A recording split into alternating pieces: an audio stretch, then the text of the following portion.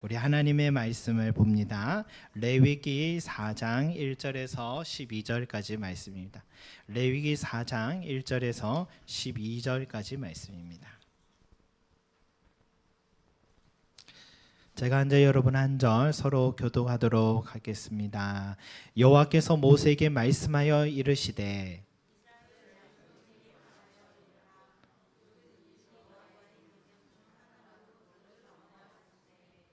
만일 기름 부음을 받은 제사장이 범죄하여 백성의 허물이 되었으면 그가 범한 죄로 말미암아 흠없는 수송아지로 속죄 제물을 삼아 여호와께 드릴지니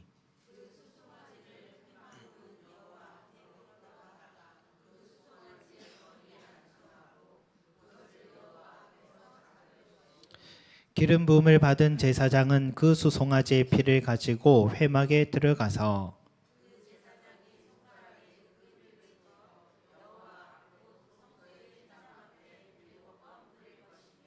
제사장은 또 그 피를 여호와 앞 곧 회막 안 향단불들에 바르고 그 송아지의 피 전부를 회막문 앞 번제단 밑에 쏟을 것이며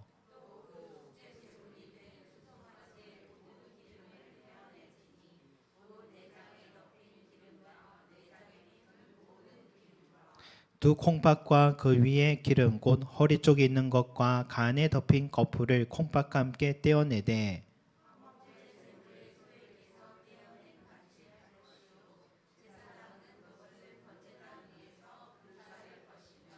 그 수송아지의 가죽과 그 모든 고기와 그것의 머리와 정강이와 내장과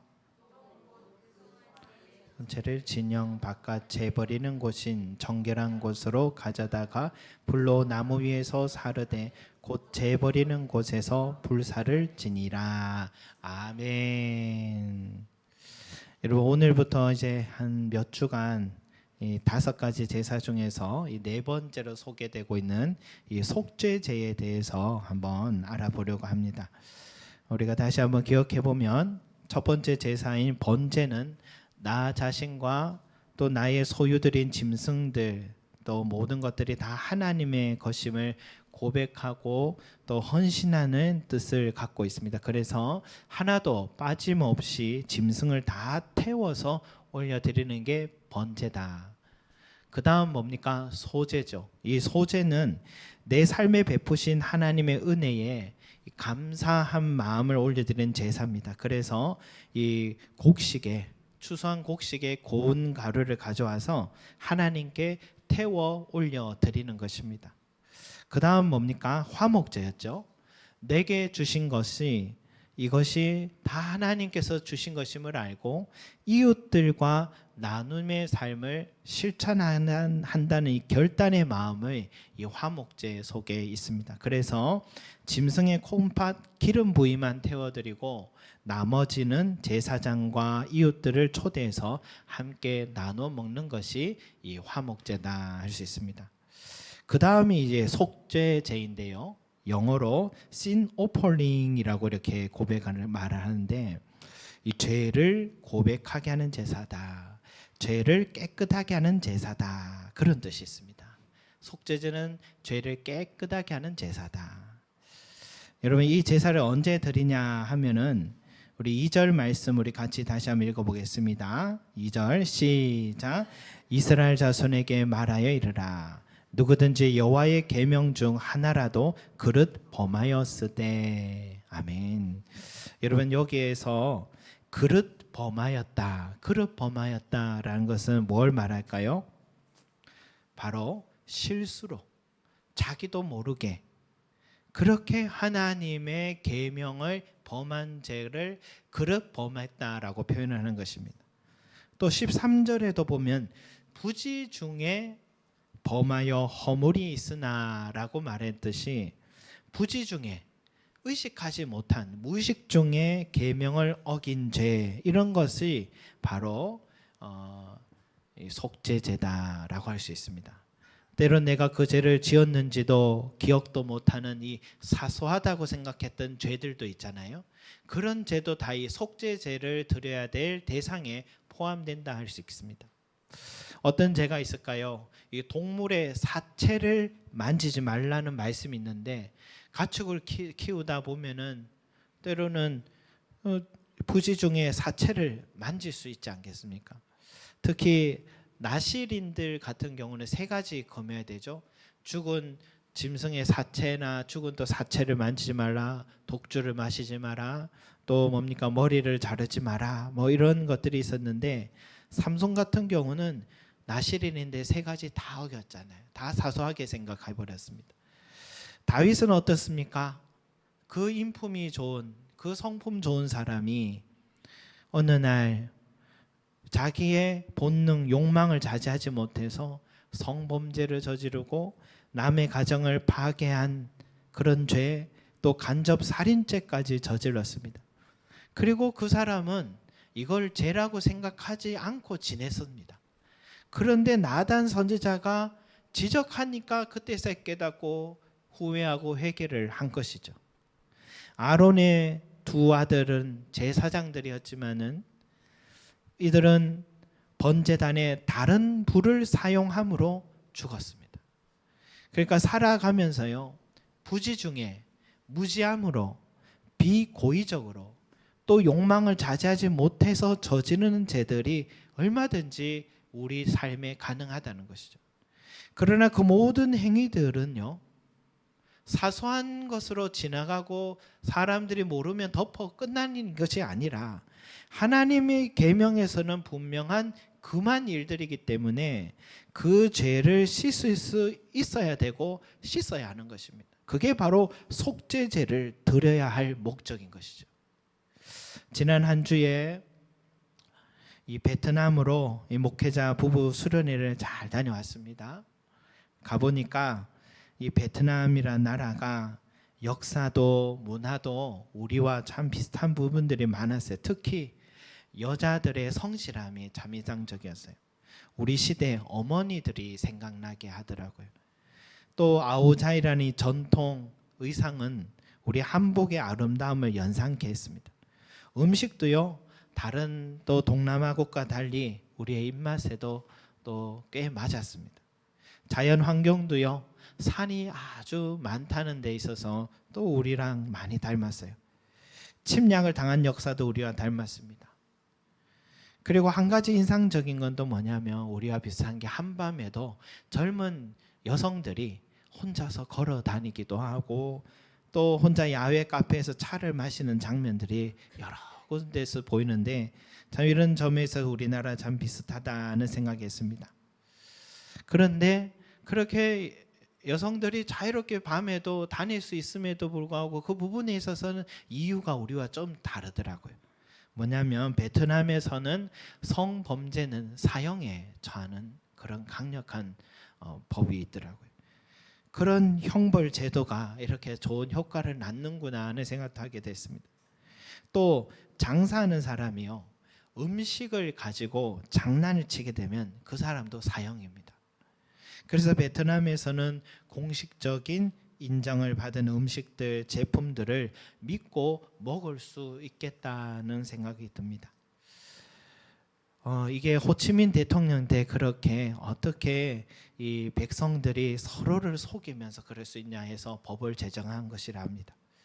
또 한 가지는 한 다리를 이제 흉물스러운 다리를 하나 보여주면서 저 다리는 공무원의 실책으로 무용지물이 되고 흉물이 되었는데 이 국가의 막대한 재정 낭비 결과이기 때문에 그 책임자가 사형에 처했다고 합니다. 그 이야기를 듣는데 왜 우리나라랑 이렇게 비교가 될까 하는 생각을 했어요. 우린 그렇게 큰 성범죄를 저질러도 살인, 또 살인까지 해도 한 10여 년 정도 또 감옥에 살면 풀려나는, 또 풀려나고 나면 피해자란 그 가족들은 평생 고통 속에 살아야 되는 그런 우리나라 현실과 비교가 됐어요. 남을 속여 수십억, 수백억을 가로챈 경제사범이 한 7년 정도 감옥에 살고 나오면 그렇게 또 자유하게 되는 이런 우리 법이 의아하게 보였습니다. 또 작년에 이태원 참사에서 159명이나 젊은 사람이 죽었는데 지금까지 그 누구도 책임지는 사람이 없다는 데 있어서 또 최근에 부산 엑스포가 유치에 혈세가 수천억이 들었는데 말도 안 되는 이 패배를 했다라는 이 상황에서 아무도 책임지는 사람이 없다는 것이 참 비교가 되더라고요. 먹는 음식에서 단속만 피해가며 속인 일들, 들통만 났다 하면 벌금형으로 끝나는 일들. 그러니까 참 그 나라에 비교해 보니까 죄에 대해 죄책감에 있어서 너무 무감각한 사회의 삶을 살고 있구나 하는 씁쓸한 생각이 들었습니다. 여러분, 그러나 성경은요, 죄에 대해서 매우 심각하게 다루고 있다라는 것이죠. 하나님의 계명이 시내산에서 주신 십계명을 보면 어떻게 보면 다 사소하다 생각할 수 있어요. 나 외에 다른 신을 섬기지 마라. 너를 위해 우상을 만들지 마라. 여호와의 이름을 망령되이 부르지 마라. 안식일 기억하여 거룩하게 지키라. 내 부모를 공경하라. 살인하지 마라. 간음하지 마라. 도둑질하지 마라. 내 이웃에 대해 거짓 증거하지 마라. 내 이웃의 집을 탐내지 마라. 이 십계명만 봐도 여러분, 이 10가지 계명 중에 우리도 사소하게 여기고 저지른 죄들이 몇 가지나 됩니까? 사람에서 10가지 계명 범하지 않은 죄가 몇 개나 될까 여러분? 거의 10계명을 정말 한 3분의 2는 어기지 않았나 하는 생각이 듭니다. 그런데 10계명만 있나요? 성경에 모든 계명이 613개나 있다고 하잖아요. 그런데 이 성경의 계명들에서 나는 얼마나 많은 죄를 지었을까? 또 죄를 짓고도 기억 못하는 것은 얼마나 될까? 그러나 여러분, 그런 우리들의 형편을 알고 성경이 하나씩 계명들을 삭제해주고 좀 우리를 위해 주는 것이 아니라 성경은 죄에 대해서 조금도 양보하지 않습니다. 그 모든 것이 죄였다는 것을 지금도 우리는 성경을 보면 볼수록 늘 깨닫게 되는 것이죠. 그래서 성경은 의인은 없고 하나도 없나니, 이 세상에 의인이 하나도 없다는 것을 분명하게 고발하고 있습니다. 여러분, 내가 아끼고 사랑하는 사람이 법정에 섰습니다. 내 말의 증언 하나로 그 사람이 감옥에 갈 수 있다면 내가 할 수 있는 일이 뭡니까? 할 수 있는 것은 침묵하는 것밖에 없잖아요. 그를 위해서. 그런데 성경에서는요, 법정에서 분명히 그 사람의 잘못을 알고 있음에도 증언을 회피하는 것은 죄다라고 말합니다. 우리가 살아가면서 하얀 거짓말을 얼마나 많이 합니까? 사람이 하루에 거짓말 한 3번 이상은 한답니다. 그러나 내가 한 그 모든 거짓말들 여러분 기억하고 있습니까? 그리고 그 거짓말들, 고의로 한 거짓말들보다는 다 비고의적으로 한 거짓말들이 더 많았잖아요. 그런데 이런 비고의적인 죄를 속죄제에서는 드려라라고 말하시면서 성경은 그냥 들키지 않느냐 그냥 덮고 지나간 그런 우리의 생활 태도에서 조금도 지나치지 말고 속죄제를 드려라고 죄에 대해서 진지하게 말씀하고 있습니다. 여러분, 왜 그럴까요? 아무리 비고의적인 죄라 해도 반드시 죄의 결과는 남게 되기 때문인 것이죠. 내 실수로 인한 일이지만 그 실수라고 심신미약 때문이라고 해서 그 사람이 피해를 입지 않은 게 아니라는 것이죠. 아까 전에 베트남에 한 다리를 만들었는데 실수로 인한 결과였지만 국가적인 큰 손실을 끼쳤으니까 반드시 그 책임을 물게 되었듯이 죄에 대한 결과는 반드시 남습니다. 그래서 속죄해야 한다라는 성경의 말씀인 것이죠. 그러나 여러분, 성경에서는 죄를 심각하게 다루지만 마냥 사형 이런 극단적인 방법으로 그렇게 죄를 다루지는 않습니다. 한 예로 나무를 패다가 실수로 옆에 사람을 도끼로 찔러서 이렇게 죽인 경우가 있었는데 이 비고의적인 살인 행위였잖아요. 그럴 때 어떡하냐? 사형이 아니라 그 사람이 그 근처에 있는 도피성으로 피할 수 있도록 하나님께서 길을 열어주셨습니다.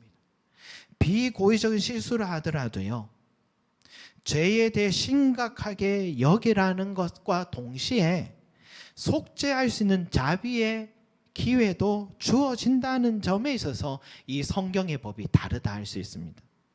아까 전에 베트남과 같은 경우는 이렇게 극단적 형벌이 책임자에게 주어지다 보니까 사회 분위기가 어떻냐 얘기 들으니 자기의 잘못을 인정하지 않으려고 한답니다. 끝까지 자기의 잘못을 침묵한다고 합니다. 왜? 인정하는 순간 너무 감당할 수 없는 책임을 져야 되기 때문인 것이죠. 여러분, 이것도 강력한 형벌 제도에서 나오는 부작용인 것 같아요. 그러나 성경에서 비고의적인 죄까지도, 실수로 인한 죄까지도 그 죄에 대해 자신을 항변할 수 있는 기회를 주는 도피성 제도가 있었고, 또 하나님과 공동체 앞에서 자기 죄를 인정하고 속죄할 수 있는 속죄 제도가 열려 있었기 때문에 이 성경적 법적 제도가 훨씬 탁월한 제도다라는 것을 우리는 알 수 있습니다. 왜? 이 속에 인간을 향한 하나님의 지혜가 들어있기 때문인 것이죠. 비고의적인 죄라도 진지하게 다룬다는 점에 있어서 공의가 살아있고, 속죄제를 드림으로 공동체와 하나님 앞에 회개함으로 용서받는다는 점에서 사랑의 개념이 존재하는 그런 사회가 이 성경이 말하는 사회다 말할 수 있겠습니다. 여러분, 속죄제 속에는 이런 공의와 사랑이 공존하는 바로 그러한 제사입니다. 이처럼 하나님의 공의와 사랑이 공존한 속죄제의 이 클라이막스가 뭔가, 그 절정이 뭐냐, 바로 예수님께서 이 땅에 오신 사건이 아닌가 하는 생각이 듭니다. 여러분, 성탄절이 되면요, 누구나 아기 예수님 오신 날임을 다 압니다. 우리가 쓰는 이 양력 달력은 예수님의 탄생을 기준으로 시작되었으니 오늘은 예수님이 오신 지 2023년 12월 3일이 된 날인 것이죠. 그만큼 세상의 역사는 예수님의 오심을 뜻깊게 생각하고 있습니다. 우리도 교회나 세상의 성탄절 분위기를 지금 내고 있잖아요. 또 지금 이렇게 곳곳에 돕는 집사님도 대림절 분위기로 이렇게 섬겨주셨는데, 교회도 성탄절에 되면 어떤 행사를 할까 고민합니다. 발표회를 어떻게 준비하고 사랑의 나눔도 예전처럼 해야겠죠. 또 이번에는 또 월요일이 성탄절이어서 연속으로 우리가 주일 월요일 이렇게 성탄절을 보낼 것 같습니다. 그러나 여러분, 이런 분주한 생각을 하다 보니까 마르다와 마리아의 이야기가 생각이 나요. 예수님이 마르다에게 분주하게 주면 마르다에 뭐라 했습니까? 마르다야, 마르다야, 네가 많은 일로 염려하고 근심하나 한 가지만이라도 족하니라. 마리아는 이 좋은 편을 빼앗기지 아니하리라 라고 말씀하셨죠. 그러니까 성탄절에 이 분주한 행사를 준비한다고 우리가 근심할 게 아니라 마리아와 같이 한 가지만큼은, 핵심만큼은 분명하게 하는 게 좋다라고 하신 주님 말씀이 생각이 나요. 대림절을 맞이하면서 우리가 꼭 잊지 말아야 할 것은 뭘까요, 여러분? 바로 예수님께서 왜 이 땅에 오셨는가, 이걸 묵상하는 것입니다. 무엇을 위해 이 땅에 오셨는가를 알고 깨닫는 것이 이 한 가지 가장 중요한 일인 것입니다. 다른 거 다 못해도 됩니다. 발표에 실수 많이 해도 되고, 또 준비 트리가 엉성해도 되고 다 괜찮아요. 그러나 이 한 가지만은 절대 잊지 말아야 되는데, 예수님이 왜 이 땅에 오셨느냐, 그것은 바로 속죄제를 드리기 위해서 오셨다. 속죄제를 드리기 위해서 오셨다. 우리의 죄를 씻기 위해서 오셨다라는 사실입니다. 직접 인간이 몸이 되어야 했을 정도로 예수님은 우리의 죄를 심각하게 여기셨다라는 것입니다. 우리는 자꾸 이렇게 질문합니다. 어떻게 신이 인간이 될 수 있나요? 라고 여기에 질문을 많이 했어요. 그러나 우리 질문이 바꿔야 돼요. 신이 인간이 되어야 할 만큼 그렇게 큰 일이 무엇이었습니까? 그것은 죄로 인한 인간의 비참한 문제였습니다. 죄로 인한 인간의 비참함이었습니다, 여러분. 예수님은 죄의 결과가 얼마나 비참한 것인지를 이야기로 가르쳐 주셨어요. 탕자의 이야기로 하나님 아버지를 떠난 인간의 비참함을 말씀해 주셨고, 부자와 나사로의 이야기를 통해 믿음의 결과로 천국의 기쁨과 불신의 죄의 결과로 지옥의 비참함을 겪게 된다고 분명하게 가르쳐 주셨습니다. 그와 동시에 주님께서는 속죄할 수 있는 유일한 길도 가르쳐 주셨어요. 우리에게 속죄할 수 있는 유일한 길을 가르쳐 주셨어요. 뭐라 하셨습니까? 누구든지 목마르거든 내게로 와서 마셔라. 나를 믿는 자는 성경의 이름과 같이 그 배에서 생수의 강이 흘러나오리라 말씀하셨어요. 내 말을 듣고 또 나를 보내신 이를 믿는 자는 영생을 얻었고 심판에 이르지 아니하나니 사망에서 생명으로 옮겼느니라. 하나님이 세상을 이처럼 사랑하사 독생자를 주셨으니 이는 그를 믿는 자마다 멸망하지 않고 영생을 얻게 하려 하심이니라. 주님께서는 분명하게 가르쳐 주셨습니다. 나를 믿는 자는 생수의 강이 흘러넘치리라. 믿는 자는 사망에서 생명으로 옮겨지리라. 믿는 자마다 멸망하지 않고 영생 얻게 하리라. 이 모든 말들은 하나의 말입니다. 우리의 죄는 우리를 사망으로 이끌고 가는 심각한 결과를 낳지만 우리가 예수 그리스도를 믿기만 하면 사망에서 생명으로 옮겨주신다라는 약속의 말씀인 것이죠. 더 이상 짐승의 피를 흘리고 또 피를 흘려서 그거는 끝이 없는 일이고, 내게로 와라. 나를 믿어라. 너는 나를 너의 삶에 초대해라. 그러면 내가 내 온몸을 들여 저 십자가에서 태워드린 그 속죄제로 말미암아 너희의 삶에 영원한 속죄의 길을, 구원의 길을 열어주리라. 주님의 약속의 말씀인 것이죠. 어젯밤에는 우리 제자반에서요 루터라는 영화를 보게 됐는데, 루터는 아주 예민한 사람이더라고요. 아버지는 성공하라고 법대로 보내셨는데 법대에서는 정말 탁월한 학생이었어요. 법대에서도 정말 이 사람은 이대로 가면 정치인으로도 되고 정말 사회 고위직으로 그렇게 갈 사람이었습니다. 그런데 길을 가다가 함께 길을 걷는데 친구가 번개를 맞아 죽고, 자기도 이 번개로 인해서 죽음의 위험에 있을 때에, 그때에 자기가 하나님께 신학의 길을 가겠다고 그렇게 결심을 하게 되더라고요. 그리고 가톨릭의 사제의 길을 걷게 됩니다. 아버지는 매우 실망했습니다. 법학도 신학도 그런데 매우 탁월해서 루터는 대학의 교수가 되었습니다. 사제 교수가 됐어요. 그의 마음에는 그런데 항상 죄의 문제가 해결되지 않아 늘 고통스러워요. 혼자 방 안에서 자기 죄로 인해서 고통스러워하는 모습이 고스란히 나와요. 사탄과 혼자 막 말하는 것 같이 싸우고 그래요. 누가 보면 저 사람 왜 저러나 싶을 정도로 죄에 대해서 민감했던 사람이었습니다.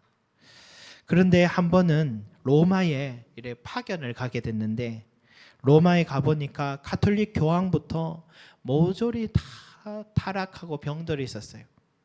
교황이 성 베드로 성당을 건축하려고요 백성들에게 면죄부를 판매하기 시작하는데, 천국과 지옥 사이 연옥이라는 곳이 있는데 살아있는 가족이 이 죽어서 지금 연옥에 가 있는, 천국과 지옥 사이에 있는 내 사랑하는 가족이 거기 연옥에 있는데, 이 면죄부를 살아있는 사람이 돈을 주고 사게 되면 연옥에 있는 가족이 천국에 가게 되고, 안 사게 되면 연옥에 있는 가족이 지옥에 갈 수 있다. 이런 제도를 만들어서 팔기 시작하는 것을 봅니다.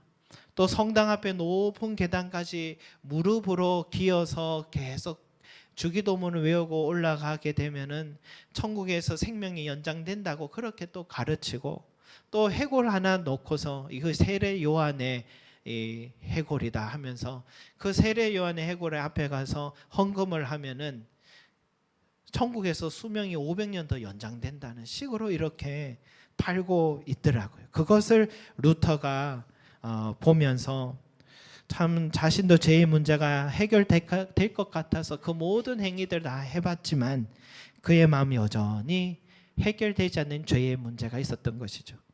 그런 타락한 로마 도시를 다녀와서 깨달았습니다. 이건 아니다. 그리고 성경에서는 죄를 그렇게 해결하고 말하지 않는다. 그때부터 로마 교황청에서 내려온 면죄부를 교수로서 글을 쓰며 비판하기 시작했습니다. 그의 글은요, 독일 백성들의 마음을 움직이기 시작합니다.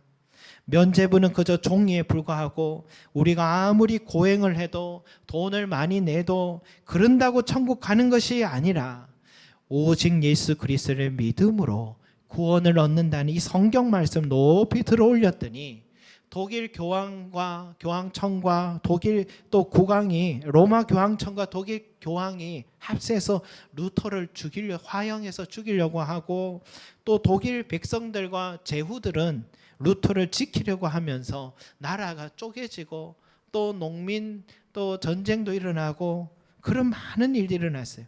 결국은 어떻게 됐느냐? 그 위험한 전쟁 속에서 루터의 생명이 참 하루아침 어떻게 될지 모르는 그 상황 속에서도 결국은 하나님께서 은혜 주셔서 오직 예수 그리스도를 믿음으로 우리의 모든 죄가 씻겨지고 구원을 얻는다는 이 성경의 말씀이 결국 승리하게 되어서 종교개혁이 일어나게 되고 지금 저와 여러분에게까지 이렇게 신앙의 자유를 얻게 되는 축복을 얻게 된 것입니다. 여러분, 예수 그리스도께서 우리에게 주신 이 복된 길을 참 외면하고 인간은 너무 어리석어서 자꾸 욕심이 많아서 자꾸 뭔가 굴레를 씌워야만 내가 구원을 얻는다는 그런 착각에 빠지게 되는 것이죠.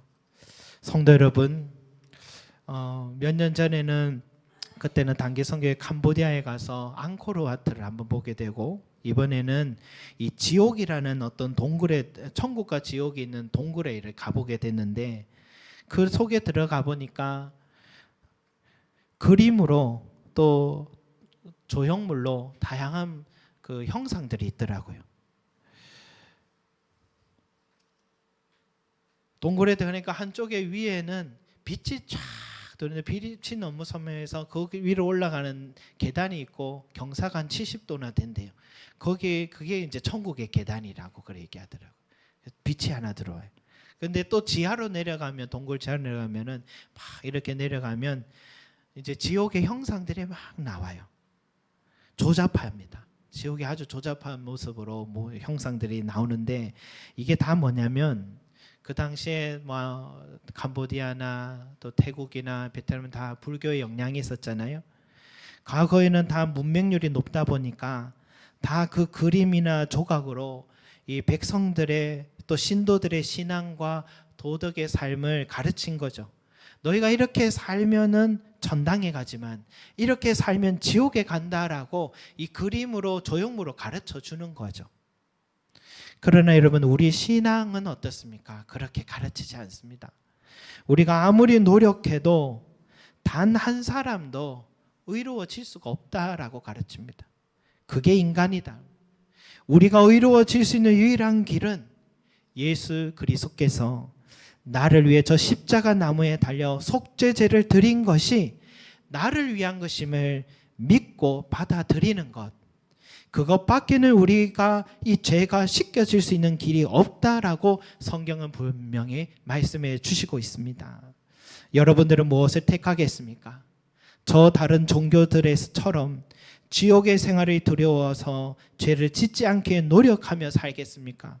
아니면 고행을 하며 돈을 많이 내면서 면죄부를 사시겠습니까?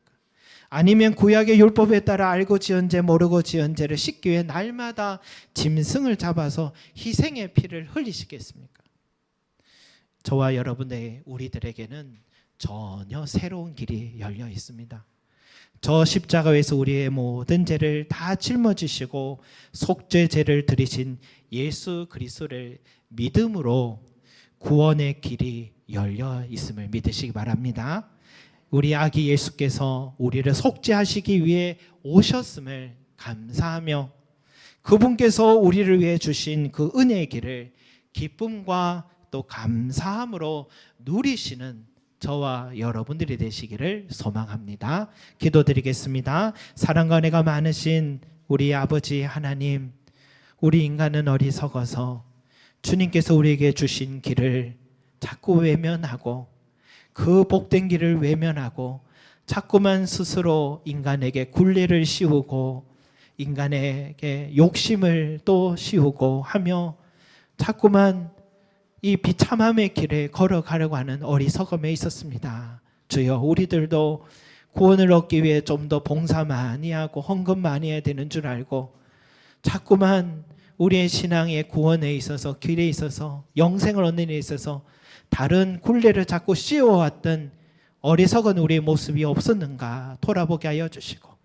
참된 구원은 영원한 생명을 얻는 길은 예수 그리스도를 믿음으로 얻는다는 이 확신을 갖고 주님을 향하여 믿음을 드리는 자 되게 하여 주시고, 우리를 위하여 대신 속죄제를 드리신 그 사랑을 기억하며 받아들이는 복된 자들이 되어서 우리 성림제자교회 온 성도들이 영원한 생명을 누리는 그런 귀한 은혜가 있게 도와주시옵소서. 감사드리며 예수 그리스도 이름으로 기도드립니다. 아멘.